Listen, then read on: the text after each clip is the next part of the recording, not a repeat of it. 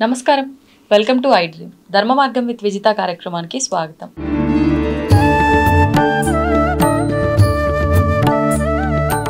నమస్కారం గురుగారు. గురుగారు, ఇబ్బందులు లేని వారే లేరు, కోరికలు లేని వారే లేరు. ప్రతి ఒక్కరూ అంటే సర్వకాల సర్వావస్థల్లో ఎప్పుడైనా సరే మేము ఈ మంత్రం కానీ ఏదైనా మంత్రానికి సంబంధించిన నామమో ఏదో ఒకటి ఉంది, ఇది ఎప్పుడైనా చేసుకోవచ్చు, దీనివల్ల అన్ని ఫలితాలు అన్నిటికీ సంబంధించిన ఫలితం ఉంటుంది, కంప్లీట్గా మీరు ఉపశమనం పొందుతారు అనే నామాలు ఏదైనా ఉంటే వివరించండి. మన పెద్దవాళ్ళు చెప్పిన దాంట్లో ఎటువంటి భగవంతుడు మీకు ఏ ఇష్టదైవమైనా సరే గోవిందా గోవిందా గోవిందా గోవిందా అన్నా కూడా నిరంతరం ఆ నామాన్ని స్మరించిన అది మహామంత్రమే. శివ శివ శివ శివ శివ ఓం నమ శివాయ అన్నా కూడా అది మహామంత్రమే. జయ జయ శంకర హర హర శంకర అన్నా కూడా మహామంత్రమే. శ్రీమాత్రే నమః అన్నా మహామంత్రమే. భగవంతుడి యందు భగవంతుడి పాదాల యందు మన మనస్సును లగ్నం చేసి నిరంతరం మన మనస్సు భగవన్నామ స్మరణ చేసుకోగలగటం అనేది ఒక గొప్ప అదృష్టం అన్నమాట. ఇది అందరి వల్ల సాధ్యపడదు. ఆ భక్తి శ్రద్ధ ఉన్న వాళ్ళకి, భగవంతుడు యందు పరిపూర్ణమైన విశ్వాసం ఉన్న వాళ్ళకి మాత్రమే అది సాధ్యపడుతుంది. అయితే ఎవరైనా చేసుకోవచ్చు, ఎటువంటి కండిషన్లో అయినా ఈ నామాలని స్మరించుకోవచ్చు. ఈ నామాలని స్మరించుకుంటే సాక్షాత్ విష్ణుమూర్తి గజేంద్రుడు ముసలి బారిన పడి ప్రాణాలు కోల్పోతున్న పరిస్థితుల్లో వైకుంఠం నుంచి ఆయన ఒంటి మీద బట్ట ఉందా లేదా కూడా చూసుకోకుండా పరిగెత్తుకుంటూ వచ్చి ఎలా అయితే కాపాడాడో ఆ విధంగా మనని రక్షిస్తాడు అని చెప్పే నామాలు 14 నామాలు ఉన్నాయి. ఈ 14 నామాలను ఎవరైతే నిరంతరం ఒక అలవాటు కింద చేసుకొని ఎవరైతే స్మరిస్తూ ఉంటారో వాళ్ళని ఆ నిరంతరం ఆ శ్రీమన్నారాయణుడు కాపాడుతూ ఉంటాడు, ఎటువంటి పరిస్థితుల్లో అయినా సరే అని ఖచ్చితంగా చెప్పచ్చు. సుదర్శన, నృసింహ, నారాయణ, అచ్యుత, అనంత, గోవింద, శ్రీరామ, శ్రీకృష్ణ, వాసుదేవ, జగత్పతే, హేతిరాజాయ నమః, చక్రరాజాయ నమః, సుదర్శన నృసింహాయ నమః, లక్ష్మీ నృసింహాయ నమః అనే ఈ మంత్రాన్ని, ఈ నామాల్ని 14 నామాలు సుదర్శన, నృసింహ, నారాయణ, అచ్యుత, అనంత, గోవింద, శ్రీరామ, శ్రీకృష్ణ, వాసుదేవ, జగత్పతే, హేతిరాజాయ నమః, చక్రరాజాయ నమః, శ్రీ సుదర్శన నృసింహాయ నమః అనే ఈ నామాల్ని మనం అలవాటు చేసుకొని నిరంతరం స్మరించుకుంటూ ఉంటే ఆ పరమేశ్వరుడు, ఆ శ్రీమన్నారాయణుడు నిరంతరం మన పక్కన ఉండి కాపాడుతూ ఉంటాడు అని చెప్పడంలో ఎటువంటి సందేహం లేదు. గురుగారు, నవరాత్రుల చివరాఖరికి మనం వచ్చేసినట్లే ఇంకా. అయితే చాలా మంది కంప్లీట్గా ఈ నవరాత్రులు ఈసారి మనకు 10-11 రోజులు కానీ ఎప్పుడైనా 9 రోజులు అసలు మేము ఉపయోగించుకునే లేదండి, అస్సలు కుదరలేదు మాకు ఈ 10 రోజులు కానివ్వండి 11 రోజులు కానివ్వండి నవరాత్రి పూజలు చేసుకోవడానికి అనుకునే వాళ్ళు కూడా ఉంటారు. మరి అటువంటి వాళ్ళు ఒకటే బాధ, అరే ఇట్లాంటి ముఖ్యమైన రోజుల్లో అమ్మని మేము ఆరాధించుకోలేకపోయామే, మరి ఎట్లా ఉంటుంది మా పైన అమ్మవారి అనుగ్రహము అని చెప్పి, అటువంటి వారికి అమ్మ అనుగ్రహం ఉండాలంటే ఏదైనా విధానం ఉంటే వివరించండి. తప్పకుండా అమ్మ, ఎవరైనా సరే ఒకవేళ ఏదేని కారణాల చేత అన్అవాయిడబుల్ సర్కమ్స్టెన్సెస్ మీరు అమ్మవారి పూజ చేయలేకపోయారు ఈ 9 రోజులు అంటే రియల్గా చేయని వాళ్ళు చాలామంది ఉంటారు. అవును. కానీ భక్తి ఉండి చేయాలని ఆసక్తి ఉండి ప్రతి సంవత్సరం చేస్తూ ఈ సంవత్సరం మేము చేయలేకపోయామని బాధపడే వాళ్ళకి కొంచెం బాధ ఎక్కువ ఉంటుంది. అవును, నిజమండి. సో అలాంటి వాళ్ళు విజయదశమి రోజు చక్కగా తలంటు స్నానాలు అవన్నీ చేసుకొని అమ్మవారిని మీ మనసుకు తగినట్టుగా అలంకరించుకొని మీకు తోచిన విధంగా స్తోత్ర పారాయణలు చేసుకొని లలితా సహస్రనామ స్తోత్రం చేసుకోవచ్చు, ఇంకా ఖడ్గమాల స్తోత్రం చేసుకోవచ్చు, లలితా త్రిశతి స్తోత్రరత్నం చేసుకోవచ్చు, అష్టోత్తర శతనామావళి చేసుకోవచ్చు. రకరకాలుగా మీకు కుదిరినవన్నీ, మీకు వచ్చినవన్నీ, మీకు అలవాటు ఉన్నవన్నీ అమ్మవారిని మనం ఏ రూపంలో ఆరాధించినా కూడా అమ్మవారే కాబట్టి మీకు అనుకూలమైన రూపంలో అమ్మవారిని ఆరాధించి మీకు నచ్చిన విధంగా, మీకు చేతనైన విధంగా పూజ చేసి కాస్త ఆ రోజు మీరు విశేషమైన నైవేద్యాలు కనుక అమ్మవారికి పెట్టినట్టయితే అమ్మవారికి నైవేద్యాలు చాలా ప్రీతికరంగా ఉంటాయి. ఈ నైవేద్యాలని మీరు క్వాంటిటీ అంటే ఇన్ని రకాలు చేయాలా అనేది కాకుండా ఒక 8 రకాల నైవేద్యాలు నేను చెప్తాను. ఈ 8 రకాల నైవేద్యాలు కూడా అమ్మవారికి చాలా ప్రీతికరమైనవి, ఇష్టమైనవి. లలితా సహస్రనామ స్తోత్రంలో కూడా ఆ నామాలు వస్తాయి అన్నమాట. ఈ నైవేద్యాలకు సంబంధించిన నామాలు. సో ఆ నైవేద్యం పెట్టి మామూలుగా మీరు అన్నం, పప్పు, కూర పులుసు ఇవి ఎలాగో ఉంటాయి, గారెలు ఇవన్నీ మామూలుగా ఉంటాయి కదా, పిండి వంటలు ఉంటాయి.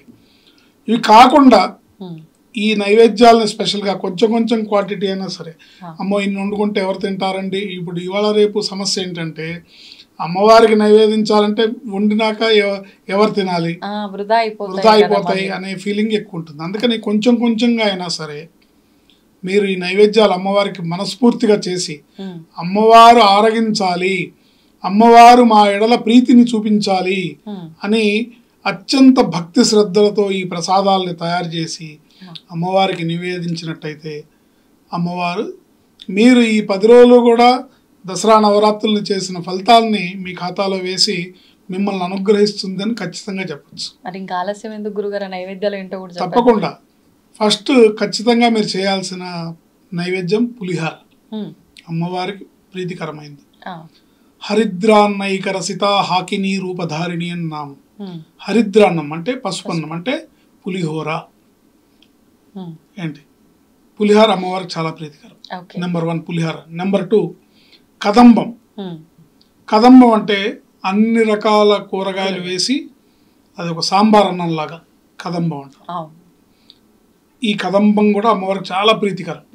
అందులో గుమ్మడికాయ ఖచ్చితంగా ఉండాలి. గుమ్మడికాయ, చిలకడ దుంప, దోసకాయ, ఇంకా మీరు ఏమైనా వేయచ్చు. అన్ని రకాల కూరగాయలు వేసి సాంబార్ అన్నంలాగా చేస్తే అమ్మవారికి అది చాలా ప్రీతికరం. అలాగే దద్దోజనం. దద్దోజనం అంటే పెరుగన్నం. పెరుగన్నంలో పోపు వేయడం, కొత్తిమీర కొన్ని మిరియాలు వేసి పోపు వేస్తే అది దద్దోజనం. దధ్యన్నాసక్త హృదయాయ నమః అని అమ్మవారికి నామం ఉంది. దధ్యన్నం అంటే అమ్మవారికి ప్రీతికరం. అట్లాగే నెయ్యన్నం. నెయ్యన్నం అంటే ఆజ్యం. ఆజ్యం అంటే నెయ్యి కలిపిన అన్నం నివేదించడం. అంటే నార్మల్ రైస్ లోనే నెయ్యి కలిపిన అన్నం. అట్లాగే పెసర పొంగలి. పెసర పొంగలి అంటే హాట్ పొంగలి. పొద్దున పూట టిఫిన్స్ లో చేసుకుంటుంటారు. స్వీట్ కాదు, హాట్ పొంగల్. అంటే పెసరపప్పు అన్నాన్ని కలిపి ఉడికిచ్చి అందులో మిరియాలు, నెయ్యి వేసి, జీడిపప్పులు అన్ని వేసి చేస్తారు. పొంగల్ అంటారు. ఎక్కువగా తమిళనాడు అటు సైడ్ ఎక్కువగా తమిళనాడు, కర్ణాటక ఎక్కువ చేస్తారు. సో ఈ పొంగల్ కూడా అమ్మవారికి చాలా ఇష్టం. ఏంటి ముద్గౌదనాసక్త చిత్త. ముద్గం అంటే పెసరపప్పుతో వండిన అన్నం, ముద్గా అన్నం అంటారు. దీన్ని సంస్కృత భాషలో ముద్గా అన్నం అంటారు. ఆ ముద్గా అన్నం అమ్మవారికి చాలా ప్రీతికరం. అట్లాగే పాలతో చేసిన పాయసం. పాలు, బెల్లం కానీ పంచదార కానీ వేసి చేసిన పాలు, నెయ్యి వేసి చేసిన పాయసం. పాయసాన్న ప్రియాయి నమః అని అమ్మవారికి నామం ఉంది. అట్లాగే గుడాన్నం అంటే బెల్లంతో చేసిన పాయసం. అంటే దాంట్లో పాలు పోయారు, మళ్ళీ బెల్లం పాయసం. గుడాన్న ప్రీత మానసాయ నమః అంటారు అమ్మవారికి గుడాన్నం ఇది. అట్లాగే గారెలు. గారెల్లో మళ్ళీ కొంచెం తేనె వేసి తేనె గారెల్లాగా చేయొచ్చు, అదొక రకంగా పెట్టచ్చు. అట్లాగే గారెల్ని పెరుగులో వేసి ఆవళ్ళలాగా పెట్టచ్చు. ఈ నివేదనలన్నీ అమ్మవారికి మనం భక్తి శ్రద్ధలతో ఆ రోజు సమర్పించినట్టయితే, అంటే మీరు శ్రమ అనుకోకుండా ప్రీతికరంగా అమ్మవారు తినాలి అని చెయ్యాలి. ప్రీతికరంగా అంటే అబ్బా ఇంత పని అయిపోయింది, ఇంత పని ఎక్కువైపోయింది వాళ్ళ బాధపడుతూ చేసుకోకూడదు. మీకు భక్తి 10 రోజులు నేను అమ్మవారి అనుగ్రహాన్ని మిస్ అయ్యాను, కొన్ని కారణాల వల్ల నేను సరిగ్గా పూజ చేసుకోలేకపోయాను, నాకు ఆఫీస్లో సెలవు దొరకలేదు, లేకపోతే పనుల మీద ఎక్కడికి వెళ్లాల్సి వచ్చింది, లేదా ఇంక వేరే ఏదో అడ్డంకి వచ్చింది, ఏదో ప్రాబ్లం వచ్చింది, అనేక రకాల అవాంతరాలు. అమ్మవారి నవరాత్రులు నిర్వహించడం అనేది అంత తేలికైన విషయం కాదు. అంటే కావాలనే ఆటంకాలు వస్తుంటాయి. కావాలని ఆటంకాలు రావు, అమ్మవారికి పరీక్షలు అయితే ఉంటాయి. అయితే అమ్మవారి అనుగ్రహం మన మీద, అమ్మవారి దృష్టి ప్రసరణ మన మీద ఉన్నప్పుడేగా పరీక్ష పెడుతుంది ఆవిడ. కాబట్టి దాన్ని గ్రహించుకొని ఆ పరీక్షలన్నింటినీ నెగ్గి మనం కనుక అమ్మవారికి విజయదశమి రోజు ఈ నివేదనలన్నీ చేసి చక్కగా మనస్ఫూర్తిగా పూజ చేసుకొని మీరు దండం పెట్టుకున్నట్టయితే, అమ్మ వచ్చే సంవత్సరం శరన్నవరాత్రుల్లో నేను తప్పకుండా ఎటువంటి ఆటంకాలు లేకుండా నేను పూజ చేసుకుంటాను, నిన్ను మరవను, నీ పాదాలే నాకు శరణం అని చెప్పి మనస్ఫూర్తిగా మీరు వేడుకున్నట్టయితే ఆ శ్రీమాత యొక్క పరిపూర్ణమైన అనుగ్రహం మీకు లభించి విజయాలన్నీ సంప్రాప్తిస్తాయి అని చెప్పడంలో ఎటువంటి సందేహం లేదు. ఓకే గురుగారు, ఇప్పుడు ఒక చిన్న డౌట్, ఏ పని చేసినా కూడా మనం ఖచ్చితంగా గణపతికి నమస్కరించుకొని మొదలు పెట్టాలంటారు కదా. ఇప్పుడు ఇట్లా నవరాత్రుల పూజలు ఇలాంటివి చేసేటప్పుడు కూడా గణపతికి ఆరాధించుకున్నాకే ఎప్పుడైనా సరే ఫస్ట్ గణపతికే పూజ, గణపతికే పూజ చేయాలి. ఓం గణానాం త్వా గణపతిగం హవామహే కవిం కవీనాముపమశ్రవస్తమం జ్యేష్ఠరాజం బ్రహ్మణాం బ్రహ్మణస్పతాన శృణ్వన్నోతిభిः సీదసాదనం ప్రణో దేవి సరస్వతి వాజే విర్వాజినీపతి ధీనావపిత్రియవతు అని గణపతిని తర్వాత సరస్వతీదేవిని నమస్కరించుకున్న తర్వాతే మిగతా ఎవరికి సంబంధించిన పూజలైనా చేస్తారు. ఇలా మనం విజయదశమి రోజు చేస్తున్న ఈ పూజా విధానంలో కూడా ఏ పూజ అయినా సరే చేసుకుంటే ఇంకా బాగుంటుంది. ఏ పూజ అయినా సరే స్టార్టింగ్ ఈ గణపతిని పూజించాల్సిందే, సరస్వతీదేవి అమ్మవారిని స్మరించుకోవాల్సిందే. ఎందుకంటే బుద్ధిని, జ్ఞానాన్ని, విద్యని ప్రసాదించే ఆ చదువుల తల్లిని స్మరించుకున్నట్టయితే మనం చేసే పూజల్లో ఎటువంటి లోపాలు జరగకుండా, ఎటువంటి దోషాలు దొరలకుండా కరెక్ట్గా చేస్తాము. సంతోషం గురువుగారు, నిజంగా చాలా మందికి ఉంటుంది, అంటే ఒక చిన్న ఎక్కడో ఒక ఇబ్బంది, అరే నేను ఈ సంవత్సరం చేసుకోలేకపోయానని, అటువంటి వాళ్ళకు ఒక మంచి విధానాన్ని తెలియజేశారు గురుగారు. లలిత అమ్మవారి అనుగ్రహం మనపైన ఉండటం వల్ల, ఈ పారాయణం చేయటం వల్ల అసలు ఏం జరుగుతుంది అని అంటే ఒక్క మాటలో చెప్పాలంటే ఏం చెప్తారు? లలితా స్తోత్ర పారాయణ, లలిత విద్య అమ్మవారి అనుగ్రహంతో సాధకులకు లభించేది ఒక్క ముక్కలో చెప్పాలంటే భుక్తి ముక్తి ప్రదాయిని. అంటే భుక్తి, నీకు జీవితంలో తిండికి బట్టకి దేనికి లోటు లేకుండా, అంత్యాన మోక్ష ప్రదాయిని, భుక్తి ముక్తి ప్రదాయిని చెప్పచ్చు. ప్రతి ఒక్కరికి కావాల్సింది ఇవే. కాబట్టి అందరూ అమ్మని పట్టుకుంటే సరిపోతుంది. గురుగారు, మరి ఇప్పుడు ప్రతి ఒక్కరికి కూడా కోరికలు ఉంటాయి. ఇలాంటి ఐహిక సుఖాలకు సంబంధించిన ప్రత్యేకంగా కోరికలు కోరుకునేటప్పుడు ఇలాగే కోరుకోవాలి అనే ఏమైనా కండిషన్ అనేది ఏమైనా ఉందా అమ్మవారి దగ్గర? ఇలా కోరుకోవాలి అని అంటే అమ్మవారిని మీరు ఏది అడిగితే అది అనుగ్రహం ఇస్తుంది. సపోజ్ నేను ప్రారంభ దశలో, విద్యార్థి దశలో ఉన్నప్పుడు, సాధన చేసేటప్పుడు ఏది అడిగితే అది వచ్చేది. వచ్చినప్పుడు సపోజ్ అనుకోండి, ఏదో ధనం బాగా రావాలి, లేకపోతే ఏదో వ్యాపారం చేస్తే వ్యాపారం బాగా వృద్ధిలో పొందాలి అని అనుకున్నాం అనుకోండి, అమ్మవారు ఇస్తుంది. కానీ ఆ మత్తులో పడి ఇక్కడ అమ్మవారిని వదిలేస్తాం. సో అమ్మవారికి మనం నిరంతరం ఏమని దండం పెట్టుకోవాలంటే, అమ్మ నువ్వు నాకు ఇచ్చే ఐహికపరమైన వరాలు ఏవైతే ఉన్నాయో అవి ఏవి కూడా నా ఉపాసనకి, నా సాధనకి ఆటంకం లేకుండా నాకు అవన్నీ అనుగ్రహించు తల్లి. ఇది నేను నీ పాదాలు వదలకూడదు, నన్ను మాయలో పడేయద్దు. నన్ను మాయలో పడేసి ఐహిక సుఖాల మత్తులో పడిపోతే నేను నీ పాదాలను మర్చిపోయే ప్రమాదం ఉంది. కాబట్టి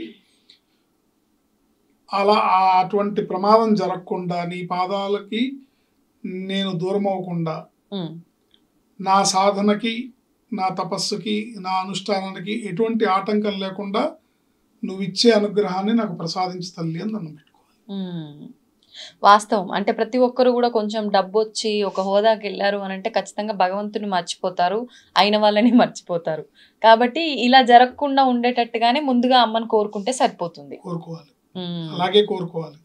కోరుకోవటం వల్ల అప్పుడు ఆవిడ మనకిచ్చే వరాలు ఏవైతే ఉన్నాయో, అనుగ్రహం ఏదైతే ఉందో, ఐహికపరమైన సుఖాలు ఏవైతే ప్రసాదిస్తుందో వాటిని తామరాకు మీద నీటి బుట్టలాగా అంటిముట్టనట్టుగా వాటిని అవసరాల వరకు వాడుకొని, అంతే ప్రధాన లక్ష్యంగా మనకు అమ్మవారి పాదాలని ఆశ్రయించటమే కాబట్టి దాన్ని వదలకుండా మనం మన సాధన జరుగుతూ ఉండాలి.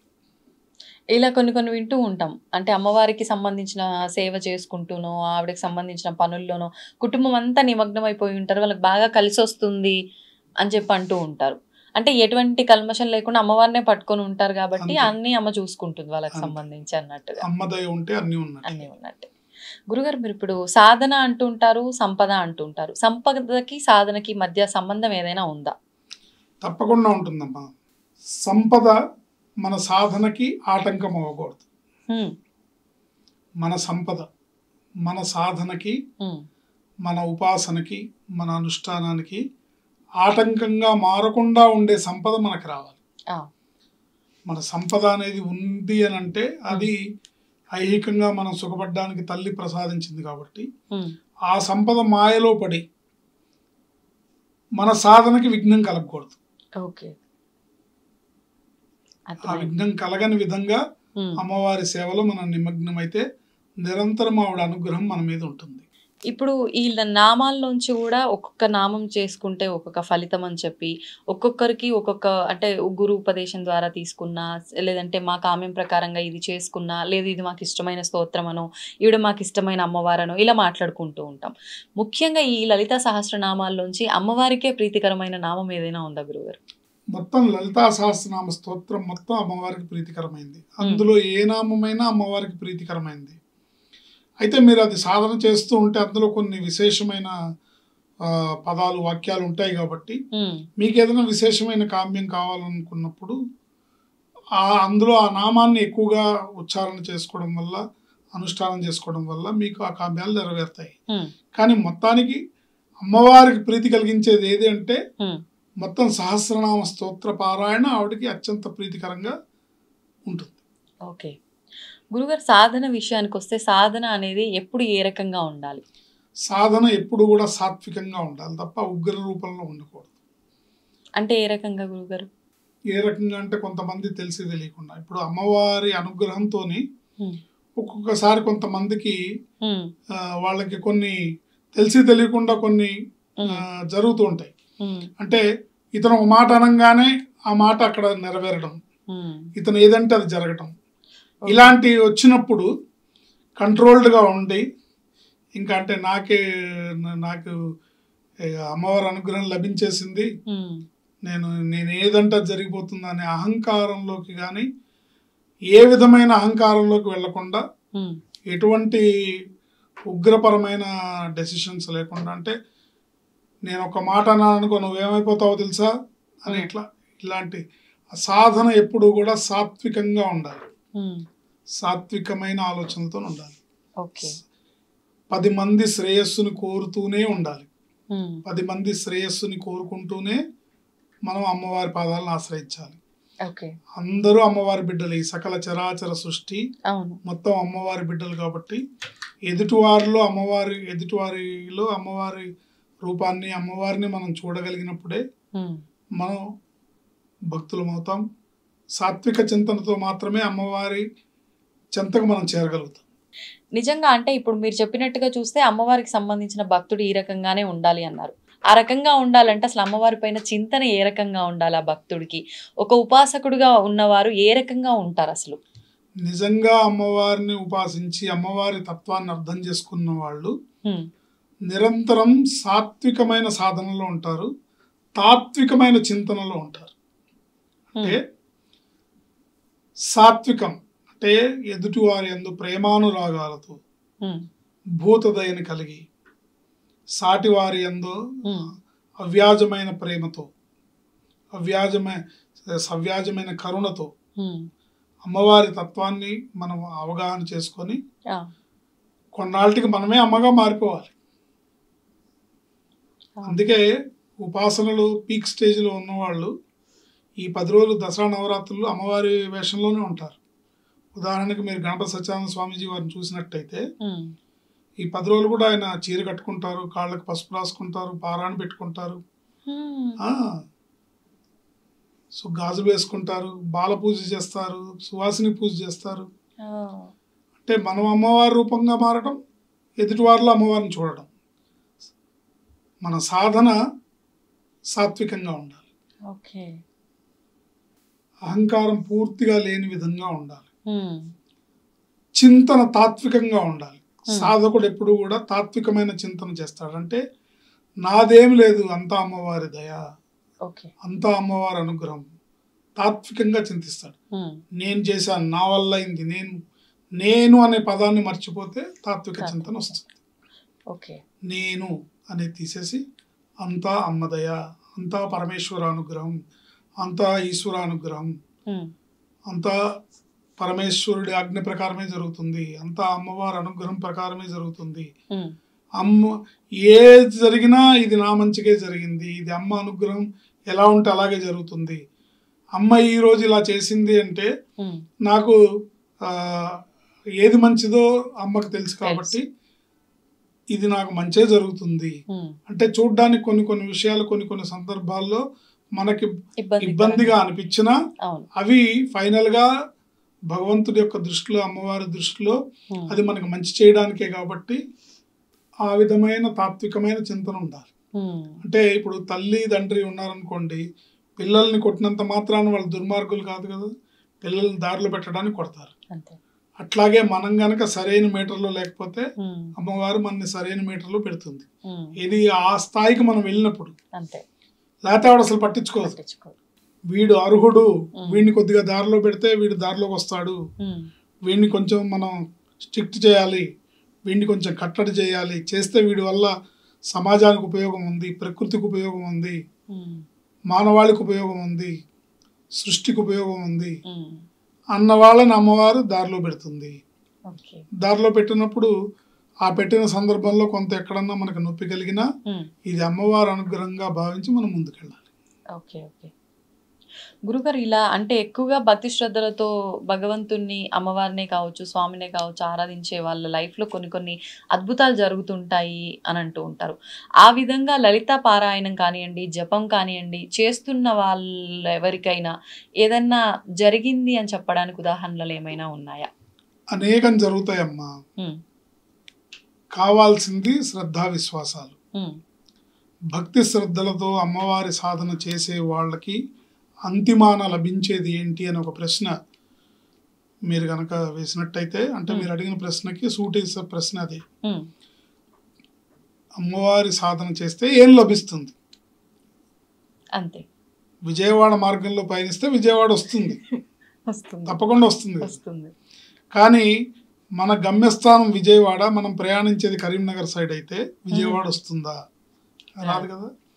అట్లాగే అమ్మవారి సాధన ఏ విధంగా చేయాలో, అమ్మవారి ఉపాసన ఎలా చేయాలో, ఆవిడ అనుగ్రహాన్ని ఏ రీతిలో పొందాలో అది చేయడం అనేది పండితులకైనా పామర్లకైనా సాధ్యమే. ఈ సందర్భంగా నేను మీకు ఒక చిన్న కథ చెప్తాను.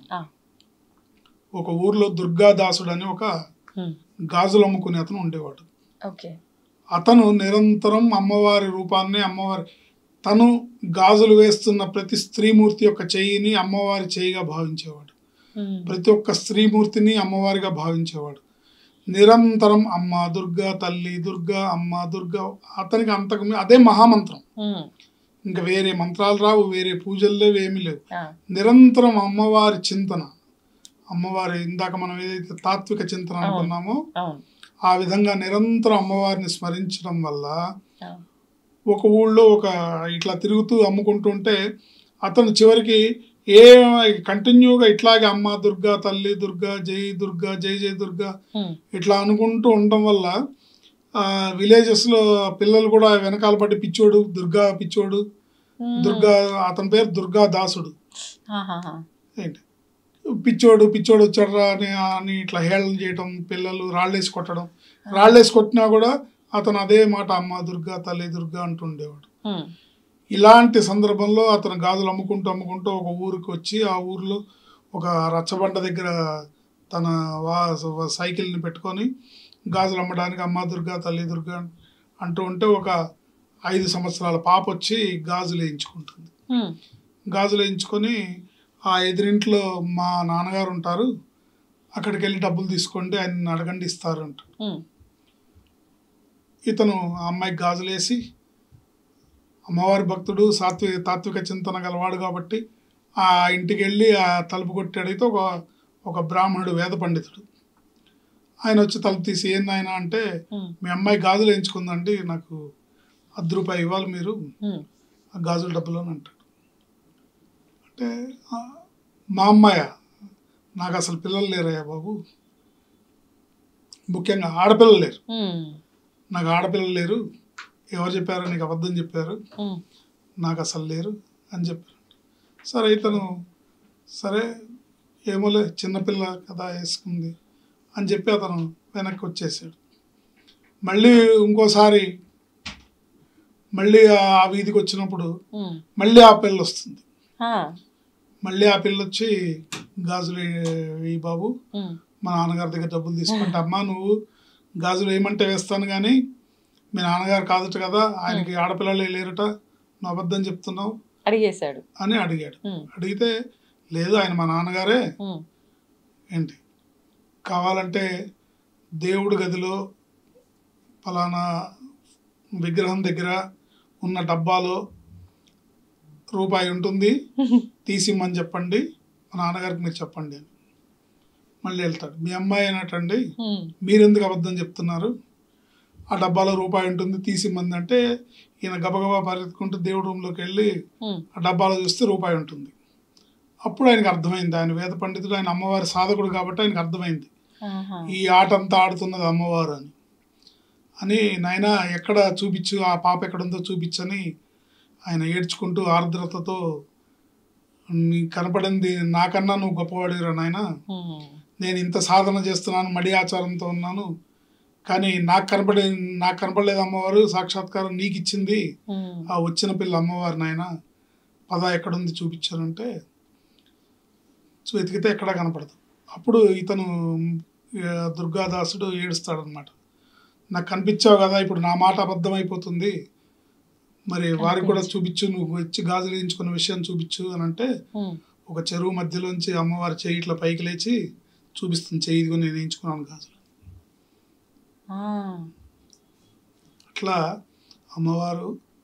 అమ్మవారి అనుగ్రహం ఉంటే అన్నీ ఉంటాయి. సాక్షాత్తు ప్రకృతి స్వరూపిణి, ప్రకృతి పరమేశ్వరుడు, పార్వతీ పరమేశ్వరుడు. సో అమ్మవారిని ఉపాసిస్తే లభించదంటూ లేదు. కాకపోతే మీరు అడిగారు కాబట్టి లలితా సహస్రనామ స్తోత్ర పారాయణని యథావిధిగా విధి విధానాలతో కనుక చేసుకున్నట్లయితే మనకు లభించేవి పెద్దలు కొన్ని చెప్పారు. సర్వరోగ ప్రశమనం, మీకు ఎటువంటి వ్యాధి ఉండనివ్వండి నివారింపబడుతుంది.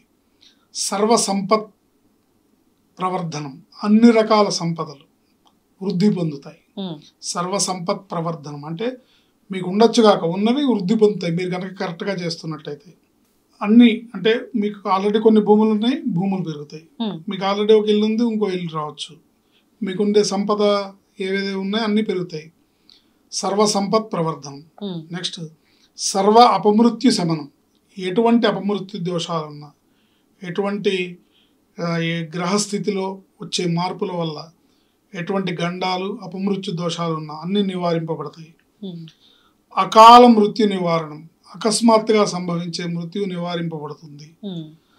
సర్వజ్వర ఆర్తి శమనం, సర్వజ్వర ఆర్తి శమనం, ఎటువంటి జ్వరమైనా, ఎటువంటి వైరస్లైనా, ఎటువంటివైనా సరే, అంటే ఇప్పుడు మొన్న కరోనా లాంటివి వచ్చినాయి కదా, అలాంటి టైంలో కూడా చాలామంది సాధకులు అమ్మవారి పాదాలను ఆశ్రయించి లలితా సహస్రనామ స్తోత్ర పారాయణని కంటిన్యూగా చేసుకోవడం వల్ల వాళ్ళు ఎటువంటి ఎఫెక్ట్ లేకుండా బయటపడ్డారు.